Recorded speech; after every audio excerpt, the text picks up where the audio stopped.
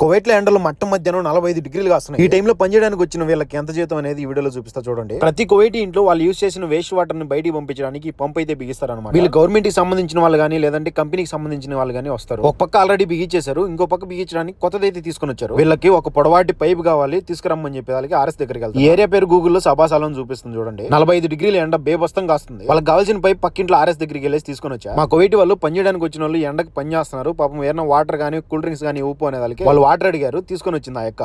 నేను వాళ్ళ దగ్గర నిలబడుకొని ఎలా చేస్తున్నారు ఏంటని చెప్పి చూస్తాను. ఆల్రెడీ ఇక్కడ కొన్ని వేస్టేజ్ నీళ్ళు అయితే ఉన్నాయన్నమాట. దాన్ని బయటికి లాగుతున్నాడు పైప్ పెట్టి. ఆ వాటర్ బయటికి రావడానికి వదిలిన పైప్ ని టైల్స్ వర్క్ చేసిన వాళ్ళు మొత్తం క్లోజ్ చేసేసి టైల్స్ అయితే అతికిచ్చేసారు. ఆ నీళ్ళంతా గోడలోంచి బయటకు వస్తున్నాయి. మోటార్ బిగిచ్చేసి దాంట్లో ఉన్న వేస్టేజ్ అంతా బయటికి తీసి ఎత్తుకొని పడేశారు అనమాట. వీళ్ళు కంపెనీలో పని చేస్తున్నారు కాబట్టి నెలకు 200 జీతం, ఫుడ్ రూమ్ పోగా 150 దినాలు మిగులుతుంది. ఇష్ట ఆదాయంతో కూడా కలిపి మన ఇండియన్ రూపీస్ లేకి 50,000 నుంచి 60,000 మిగులుతుంది. డ్రైనేజ్ పని నేను చేయలేని నామోజుకి పోతే అంత డబ్బులు వచ్చేది కాదు. ఏం పని చేసుకున్నా నామోజుగా ఫీల్ అవ్వకూడదు. మీరేమంటారు కామెంట్ చేసి ప్లీజ్ లైక్ అండ్ సబ్స్క్రైబ్. ఉంటా బాయ్.